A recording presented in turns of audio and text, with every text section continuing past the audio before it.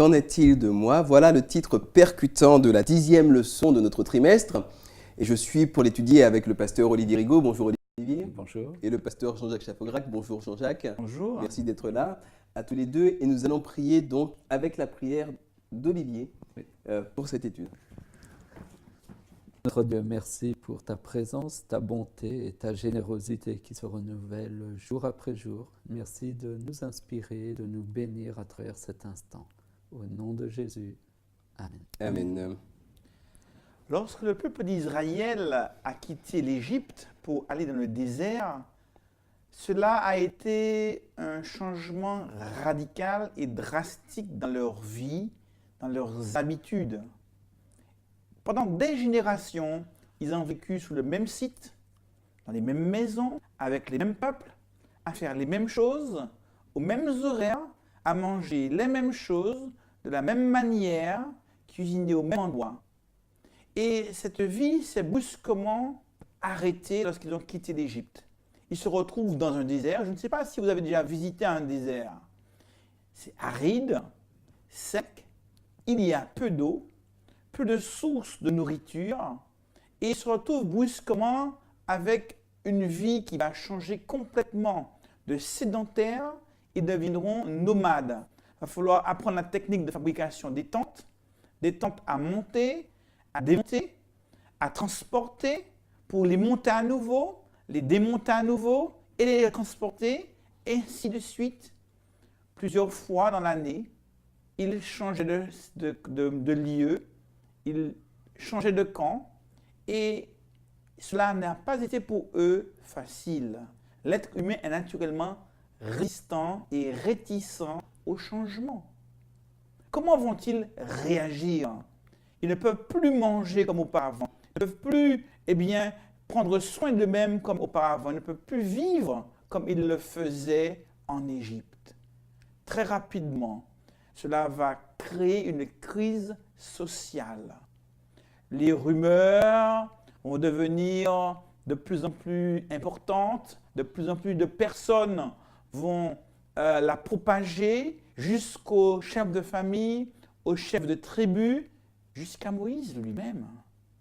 Comment va-t-il faire face à cette première crise sociale liée à ce changement radical survenu dans la vie du peuple d'Israël? Oui, on pourrait même parler de contestation syndicale, puisque le peuple va se mobiliser et quelque part se rebeller contre ce qui lui arrive. On peut prendre un texte qui illustre parfaitement cela dans Nombre 11, versets 4 à 6. Ramassis de gens qui se trouvaient au sein d'Israël fut rempli de désir, et les Israélites eux-mêmes recommencèrent à pleurer et disaient: Qui nous donnera de la viande à manger? Nous nous souvenons des poissons que nous mangions pour rien en Égypte, des concombres, des melons, des poireaux, des oignons, de l'ail, et maintenant notre gosier est desséché, plus rien, nos yeux ne voient que de la manne. Alors je trouve que ce passage-là est un passage absolument extraordinaire parce qu'il est tout à fait ambivalent. D'un côté, on peut franchement comprendre que quand vous avez mangé 3 semaines de suite, matin, midi et soir, de la manne, petite variété ne ferait pas de mal, on a été créé comme ça, je veux dire, c'est pas critiquable. Mais en même temps qu'on réfléchit que la nourriture tombe magiquement du ciel et que c'est un signe de la puissance incroyable de Dieu, avec la pédagogie pour le sabbat, enfin, avec toutes ces choses qui démontrent la transcendance même de la manne, on se dit, effectivement, il ne faut pas jeter de perles au pourceau, comme le dit Jésus, sachant que nous sommes tous bien souvent des pourceaux parce que nous ne sommes pas capables d'évaluer les bénédictions du Seigneur à leur juste valeur. Alors, comme quoi, il y a le miracle, c'est une chose, mais si le regard que l'on jette sur le miracle est un regard négatif, le miracle ne sert de rien, il est même contre-productif. Et on comprend bien pourquoi est-ce que Jésus parfois dit « Il ne vous sera donné d'autre signe que le signe de Jonas ». Vous demandez, je le dirai à ma manière, de jeûne, vous demandez, vous êtes au cinéma, vous êtes assis et vous mangez votre popcorn en attendant des miracles pour vous divertir, mais vous n'aurez que le signe de Jonas, le Fils de l'homme sera 3 jours et 3 nuits dans la terre. On comprend mieux pourquoi est-ce que parfois on n'a pas tous les miracles qu'on voudrait, est-ce que nous sommes prêts à les recevoir? Est-ce que nous sommes capables de les percevoir et d'en tirer le bienfait spirituel qu'il y a derrière? Parce que Dieu ne fait pas de miracle pour épater la galerie. Il n'a pas besoin d'épater la galerie. Nous sommes très peu de choses, nous sommes une petite poussière dans l'univers. Mais par contre, il fait des miracles parfois pour que nous apprenions à le connaître, à le reconnaître et à l'apprécier pour ce qu'il est. Un autre épisode dont il parlait, c'est le fameux épisode où Aaron et Myriam vont chercher à usurper l'autorité de Moïse, à s'accaparer l'autorité de Moïse, en passant par un biais qui consiste à contourner, à critiquer sa femme, Séphora, parce qu'elle a le teint bronzé, parce qu'elle n'est pas comme les autres, parce que c'est une étrangère. Et finalement, quand on lit bien ce passage-là, on se rend compte que la problématique d'Aaron et Myriam n'est pas Séphora, c'est la place qu'ils occupent. Et au lieu de faire face directement au problème et de dire « nous sommes insatisfaits de la position qui est la nôtre, nous estimons que nous devrions occuper une position hiérarchique plus élevée », ils n'assument pas leur désir et ils passent par un biais qui consiste à dire « oui, finalement, la femme de Moïse, c'est une étrangère, etc. D'ailleurs, nous-mêmes, nous ne devrions pas être en situation plus élevée. » Donc, il y a une leçon très importante pour nous. Beaucoup de gens, jeunes, pas jeunes, sont des spécialistes du refoulement de la réalité de leurs problèmes.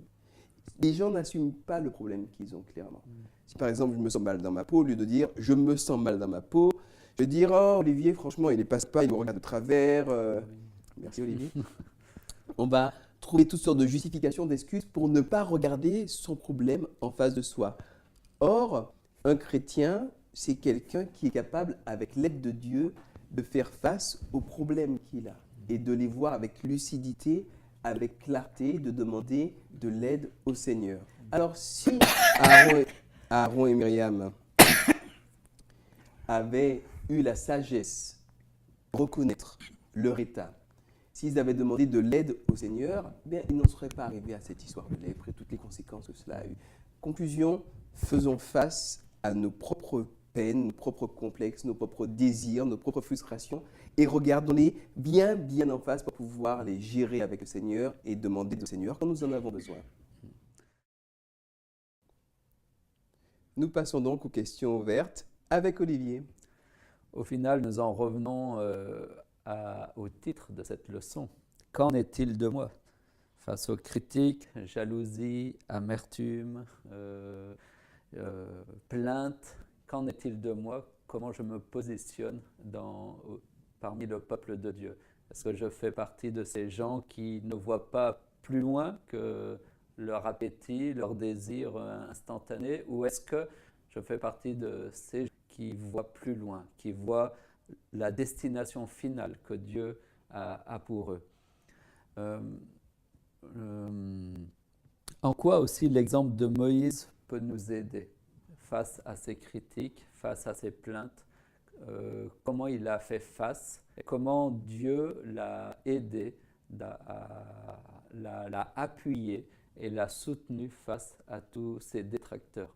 C'est quand même une belle leçon qui nous est offerte, où l'on voit que Dieu est fidèle à son engagement, fidèle à ses appels, et que malgré les difficultés, nous pouvons aller de l'avant, que Dieu est assurément à nos côtés.